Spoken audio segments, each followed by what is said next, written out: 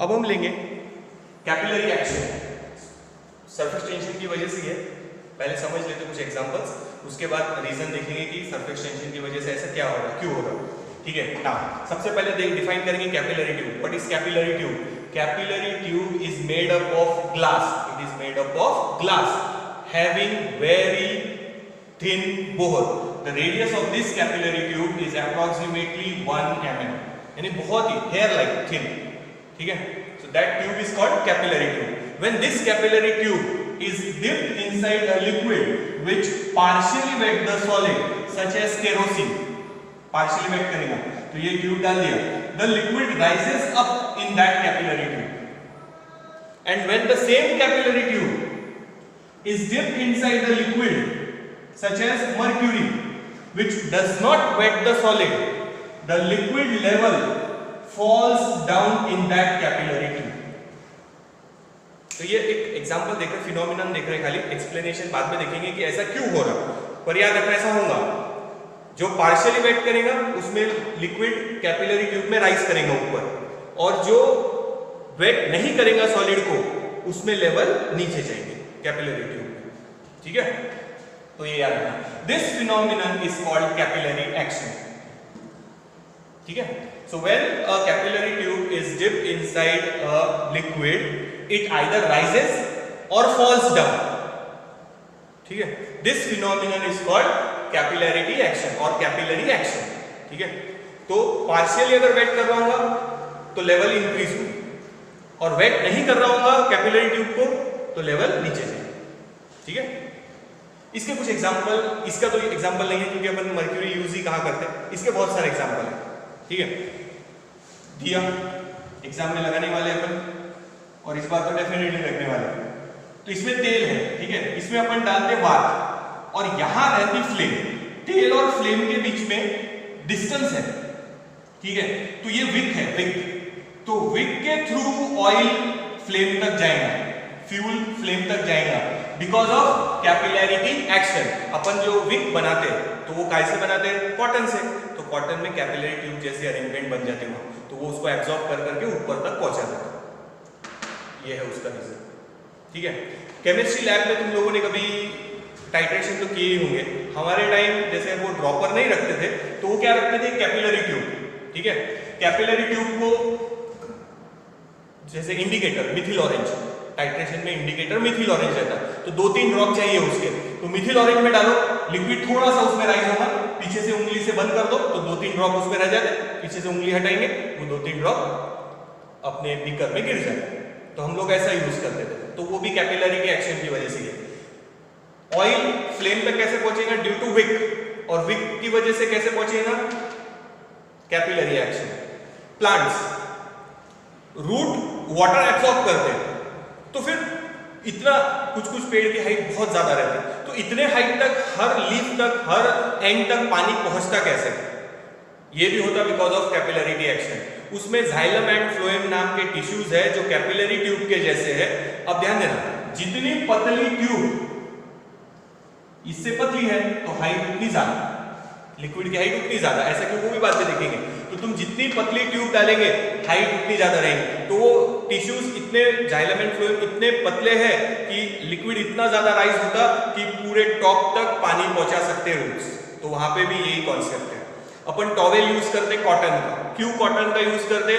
क्योंकि उसमें भी कौन सा एक्शन होगा? कैपिलैरिटी एक्शन, पानी एब्जॉर्ब कर लेगा। अच्छा, उससे अच्छा एग्जांपल बता दो, स्पॉन्ज है, स्पॉन्ज पानी एब्जॉर्ब कहीं गिर गया, स्पॉन्ज डाल दो, स्पॉन्ज फटाक से पानी को एब्जॉर्ब कर लेता। अगर स्पॉन्ज को ध्यान से देखेंगे तो उसमें छोटे छोटे पोर्स हैं, ऐसे, अब इतने भी बड़े नहीं है, फटा नहीं है, पर ऐसे छोटे छोटे पोर्स है उसमें, स्मॉल पोर्स। अब जैसे ही तुम इसको पानी के ऊपर डालेंगे, पानी इसमें पोर्स में राइज हो जाएगा ड्यू टू कैपिलैरिटी एक्शन, यानी पानी ऊपर चढ़ गया उसमें पोर्स में, और अपने को लगता है एब्जॉर्ब हो गया।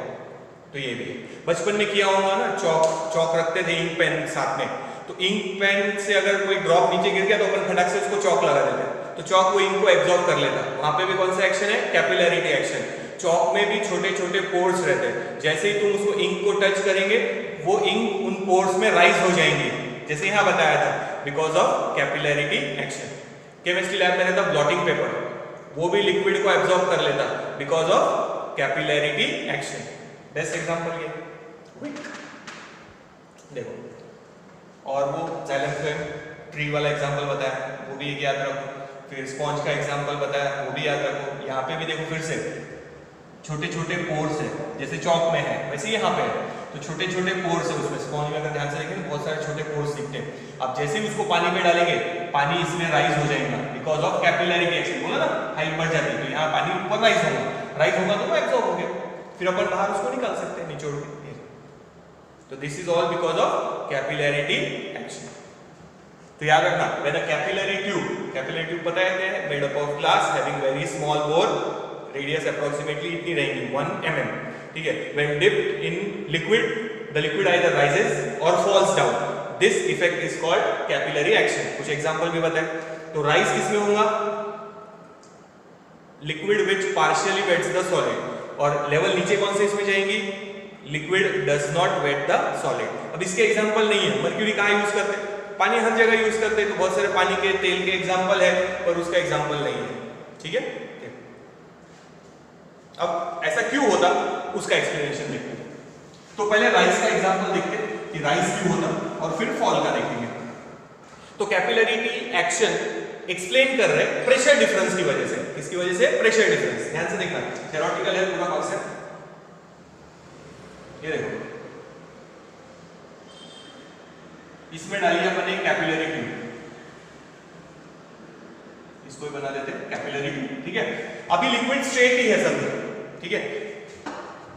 पॉइंट कंसीडर करना है, suppose this is point A, this is point B, this is point C and this is point D. अलग अलग पॉइंट कंसीडर किए। मैंने पहले ही बताया था जब आप बड़ा टब देखेंगे तो बीच में तो सरफेस स्ट्रेट ही दिखेगा, पर जहां सॉलिड लिक्विड कांटेक्ट में है वही शेप क्या होगा, चेंज। हाँ, अगर आपको क्लियर देखना है तो कौन सी ट्यूब में देखो, कैपिलरी ट्यूब में। तो वही लॉजिक यहाँ पे ध्यान दो। अभी अपन ले रहे हैं केरोसिन या वाटर, प्योर वाटर नहीं बोलना, केरोसिन और वाटर है। तो जैसे ही तुम कैपिलरी ट्यूब डालेंगे शेप ऑफ द लिक्विड क्या हो जाएगा, क्या होगा, कॉनकेव।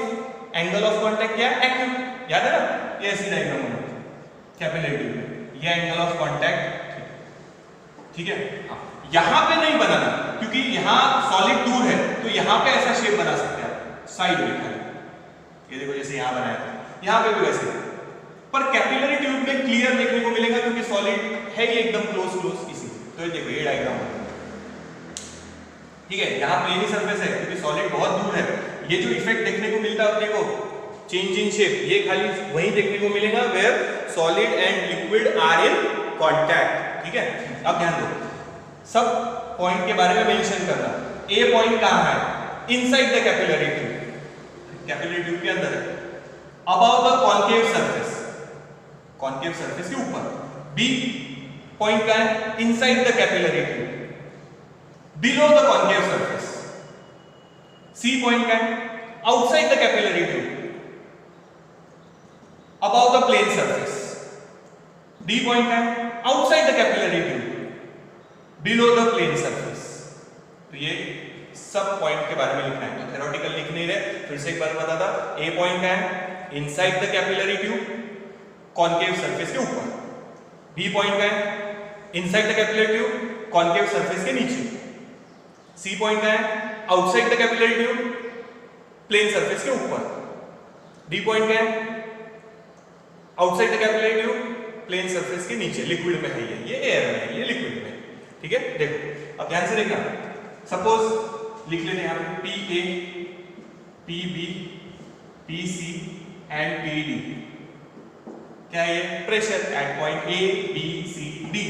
हर जगह का स्पेसिफिक लिखना पॉइंट का कि ए का है, बी का है, सी का है, डी का है। 4 लाइन लिखने पड़ेंगे, जैसे मैंने बताया वैसे ही लिखना है, ठीक है ना। अब ध्यान से देखना क्या लिख रहे हैं, वही मेन है, उसी से पूरा एक्सप्लेनेशन हो जाएगा आपका। ध्यान दो।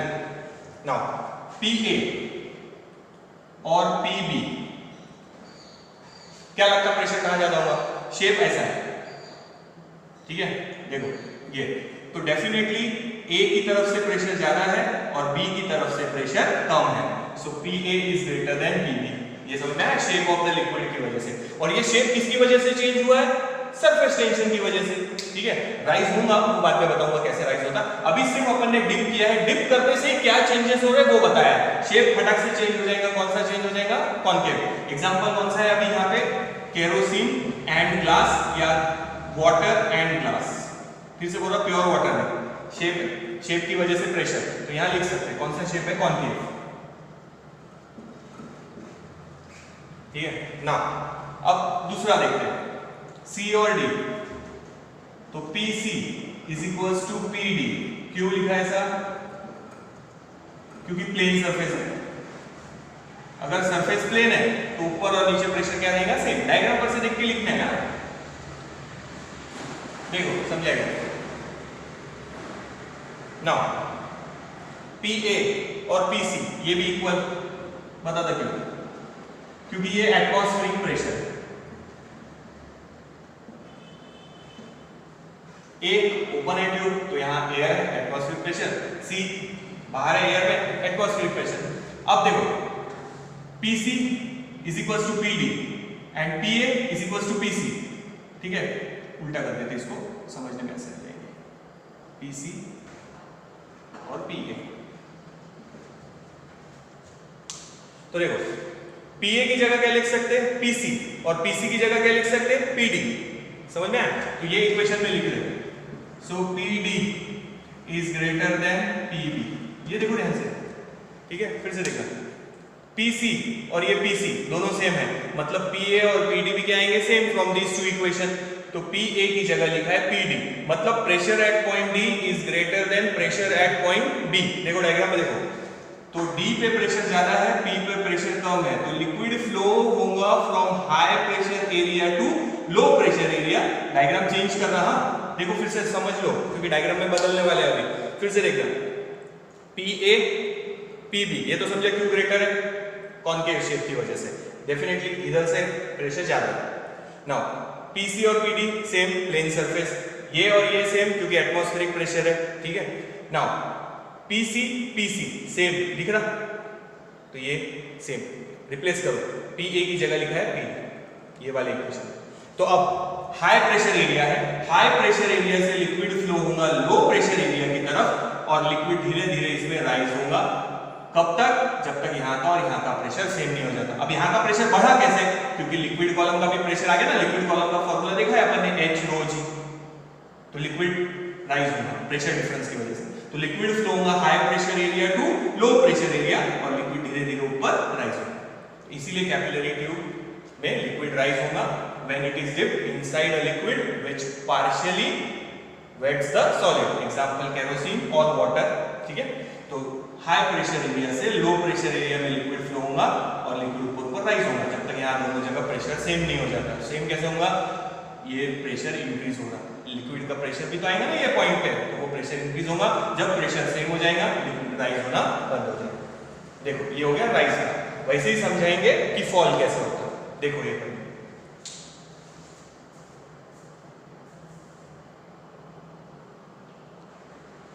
अब अपन स्टडी करेंगे fall of the liquid level in the capillary tube कैसे होगा। तो यहां अपन ऐसा लिक्विड लेंगे such as mercury which does not wet the solid. ठीक है, अब फिर से वही पॉइंट C, ये D, ये A, ये B। तो अपन ने देखा है वही, वापस से वही है, पॉइंट्स वैसे ही लेना है। अपन ने देखा है कि when liquid does not wet the solid, shape कैसा रहेगा, कॉन्वेक्स। तो यहाँ पहले कॉन्केव बनाया था, अब बनाएंगे कॉन्वेक्स।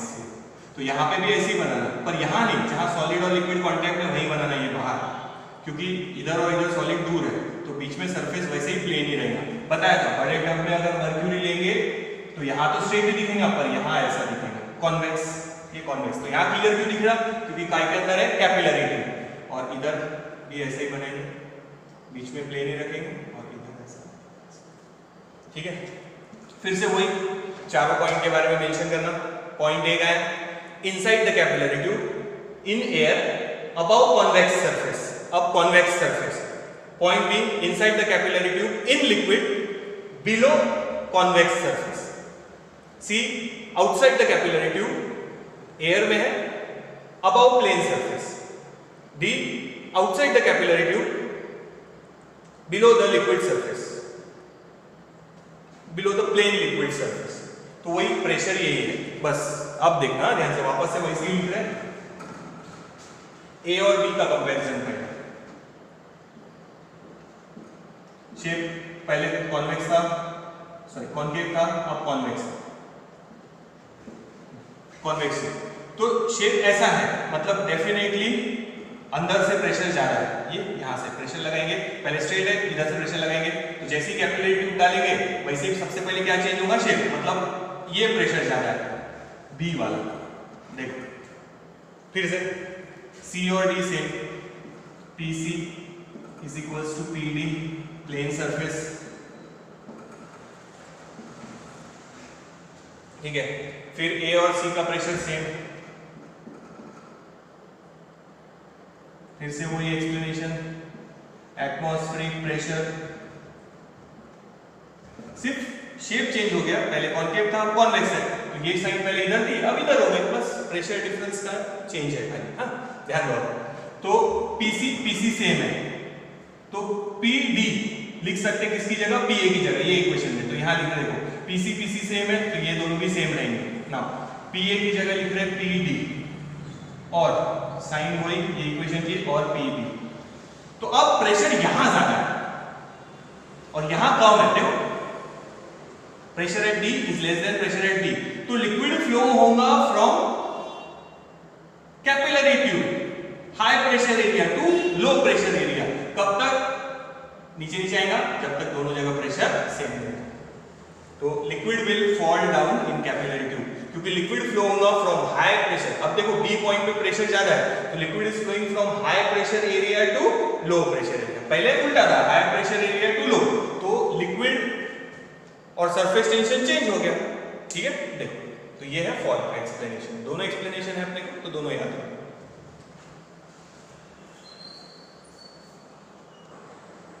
अब हम लेंगे, अब वो तो एक्सप्लेनेशन तो हो गया कि क्यों राइज हो रहा और क्यों फॉल हो रहा। तो rise of the liquid in capillary tube का इक्वेशन डिराइव कर रहे हैं, तो उसमें दो मेथड है। फर्स्ट मेथड ले रहे हैं, ये डायग्राम है, कैपिलरी ट्यूब में लिक्विड राइज हुआ है, ठीक है। ये है एंगल ऑफ कांटेक्ट थीटा, ठीक है। ये सेंटर, ये R, radius of that curve का रेडियस है, और ये है रेडियस ऑफ कैपिलरी ट्यूब, तो ये एंगल रहेगा थीटा, ठीक है। देखो small r radius of capillary tube and capital R radius of concave surface. देखो डायग्राम में दिख तो रहा है क्लियर, ठीक है। थोड़ी बड़ी डायग्राम ड्रॉ कर लेते हैं। ये देखो, ये कैपिलरी ट्यूब और ये कॉन्केव सरफेस और ये हाइट है लिक्विड H, वहां तक राइज हुआ। ये है एंगल ऑफ कांटेक्ट थीटा, ठीक है।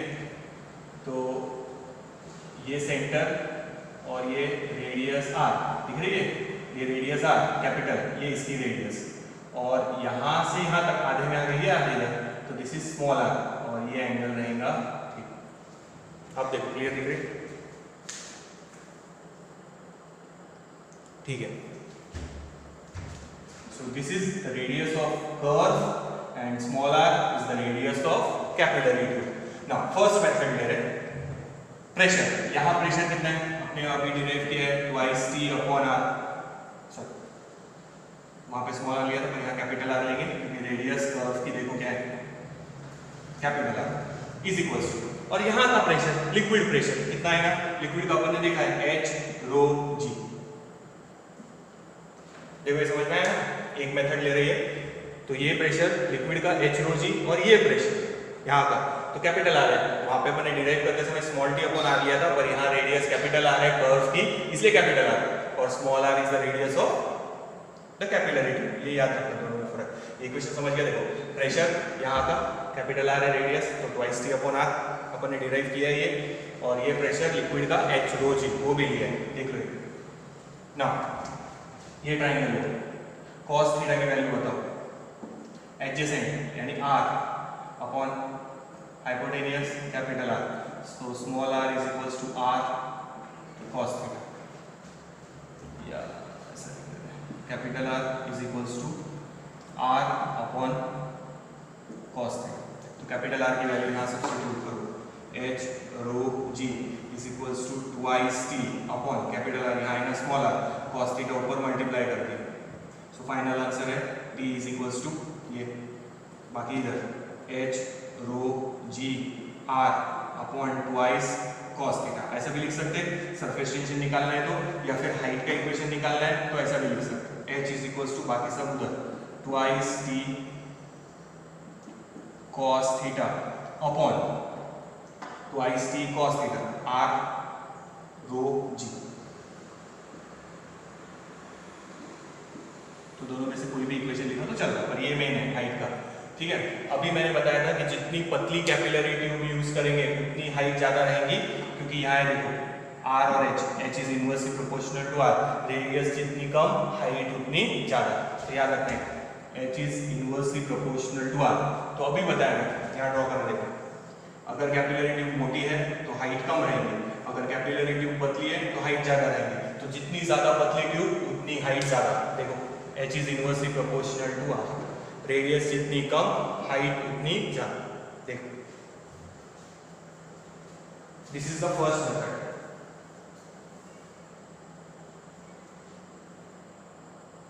This is the first method for the expression of rise of the liquid. तो यही है rise of the liquid, H rise of the liquid H twice t cos theta R rho g। या surface tension निकालना तो ये मैंने ये याद रखो, और याद रखो H is inversely proportional to R, जितनी रेडियस कम हाइट उतनी ज्यादा। अब लेंगे सेकेंड मेथड।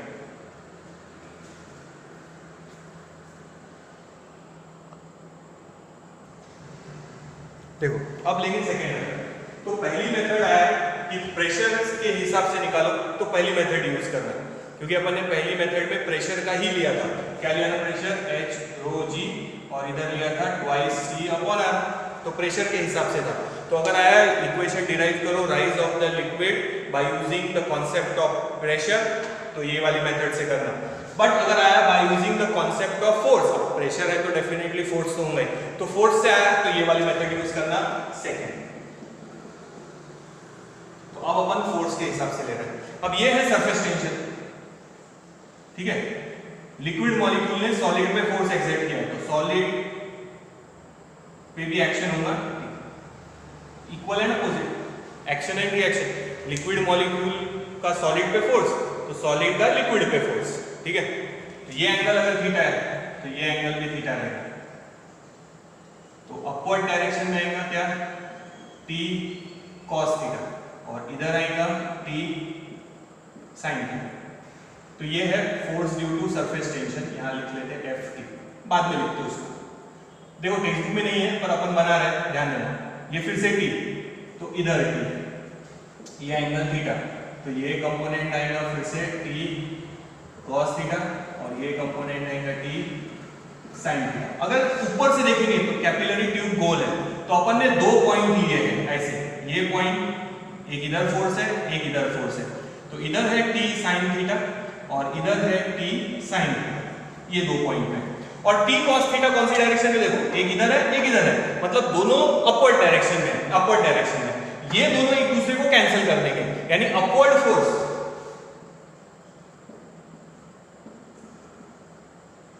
क्या बचा है? एक पॉइंट पे t cos थीटा, तो सब पूरे सरकमफ्रेंस में कितना? t cos theta into 2 pi r। देखो समझ में आया क्या?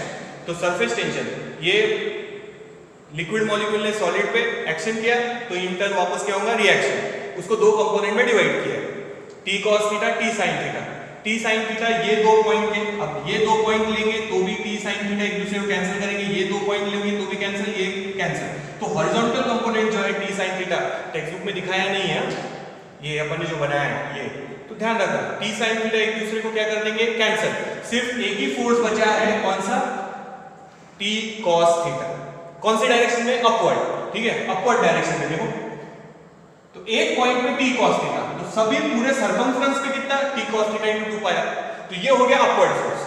तो ये अपवर्ड फोर्स लिक्विड को अपवर्ड डायरेक्शन में पुल करेगा। कब तक? जब तक अपवर्ड फोर्स और डाउनवर्ड फोर्स सेम नहीं हो जाता। जैसे इसके पहले वाले में अपन ने क्या लिया, प्रेशर सेम, ठीक है, लिक्विड का प्रेशर क्या लिया था, H rho g, और सरफेस का pressure twice T upon R। जब तक दोनों सेम नहीं हो जाते लिक्विड राइज होगा। प्रेशर का आया तो ये वाला डेरिवेशन, और फोर्स का आया तो ये मेथड से डिराइव कर रहे हैं, ठीक है। डिराइव वही इक्वेशन करने वाले हैं पर मेथड अलग अलग है। तो फोर्स देखो समझ में आया। तो अपवर्ड फोर्स है T cos theta into 2 pi r, ये लिक्विड को अपवर्ड डायरेक्शन में खींचेगा। कब तक? जब तक डाउनवर्ड फोर्स वेट के साथ बैलेंस नहीं हो जाता। तो लिक्विड धीरे धीरे ऊपर जा रहा है। अब लिक्विड ऊपर जा रहा है तो पानी का वेट कैपिलरी ट्यूब में क्या होते जाएगा, इंक्रीज। तो वही लिख रहे हैं अपन, डाउनवर्ड फोर्स कितना रहेगा, weight mg, downward force weight mg। तो T cos थीटा पानी को ऊपर खींच रहा तो कैपिलरी ट्यूब में पानी का वेट बढ़ते जाएगा, ऊपर ऊपर बढ़ रहा पानी। अब जैसे जैसे पानी का वेट बढ़ते जाएगा तो एक कंडीशन ऐसे आएगी जहां अपवर्ड फोर्स और पानी का वेट दोनों क्या हो जाएंगे, सेम, वहां लिक्विड राइज होना बंद हो जाएगा। तो दोनों को सेम लिख रहे हैं, ध्यान दो, T cos theta into 2 pi r। ये डायग्राम हटा रहा है, T cos थीटा सभी पॉइंट का कैंसिल। बताओ, T cos theta is equals to mg, mass की जगह लिख रहे density into volume, volume of that cylinder. Capillary tube कौन सी शेप की है, सिलेंड्रिकल शेप की। तो पाई आर स्क्वायर h, तो एरिया इनटू h, तो लिख लेते पाई आर स्क्वायर h और साथ में g। तो ये दोनों इक्वल लिखे हैं force, upward force downward force. जब अपवर्ड फोर्स और डाउनवर्ड फोर्स सेम हो जाएंगे तो लिक्विड राइज होना बंद हो जाएगा। तो अपवर्ड फोर्स कौन सा है, T cos theta into 2 pi r, liquid को अपवर्ड डायरेक्शन में खींचेगा। और डाउनवर्ड फोर्स कौन सा है, वेट, धीरे धीरे जैसे जैसे लिक्विड कैपिलरी ट्यूब में बढ़ते जाएगा। समझो ये कैपिलरी ट्यूब है, लिक्विड में ऐड किया तो ये लेवल धीरे धीरे धीरे धीरे ऊपर जाएंगे। तो ये पानी का वेट क्या होता जा रहा है, इंक्रीज। जब पानी का वेट और अपवर्ड फोर्स दोनों बैलेंस हो जाएंगे लिक्विड राइज होना बंद हो जाएगा, ठीक है। देखो, हाँ कैंसिल होता हो, कैंसिल करो, T तो रहेंगे, cos थीटा भी रहेगा, इनटू 2 रहेगा, पाई कैंसिल हो गया, r इसके साथ कैंसिल हो गया, इधर बचेगा रो, एक r बचा, h बचा, g बचा। सो h will be equal to twice t cos theta, twice t cos theta r rho g, r rho g। जो इक्वेशन पहले डिराइव किया था वही इक्वेशन आया है, सिर्फ मेथड जो एग्जाम में पूछी वो लिखना। अगर प्रेशर से डिराइव करना है तो इसके पहले वाले मेथड से करना, और अगर फोर्स लेके डिराइव करना है तो ये वाली मेथड से करना। तो यहाँ पे अपना पहला था mechanical properties of fluid chapter का नाम, उसमें पहला पार्ट था फ्लूइड एट रेस्ट का, हाइड्रोस्टैटिक, रुके हुए फ्लूइड के बारे में। फिर सेकेंड पार्ट में अब पूरा सरफेस टेंशन खत्म हो गया, सरफेस टेंशन का पार्ट हो गया। अब थर्ड पार्ट है जो कि है फ्लूइड्स इन मोशन, तो हाइड्रोडायनामिक्स, तो वो देखेंगे आप, ये देखेंगे। So this is the derivation of rise of the liquid in capillary tube by using force. और इसके पहले वाला जो था वो था rise of the liquid in capillary tube का इक्वेशन यूजिंग प्रेशर डिफरेंस, या प्रेशर का इक्वेशन लेके, ठीक है। तो एग्जाम में जैसी मेथड से पूछा वैसे मेथड से सॉल्व करना। अगर प्रेशर से पूछा तो फर्स्ट वाली मेथड, और फोर्स से पूछा तो सेकंड वाली मेथड। आंसर दोनों का सेम ही है, बट अगर मेथड चेंज कर दिया तो मार्क्स नहीं मिलेंगे। तो ध्यान से पढ़ना क्वेश्चन कौन सी मेथड से पूछा है, ठीक है।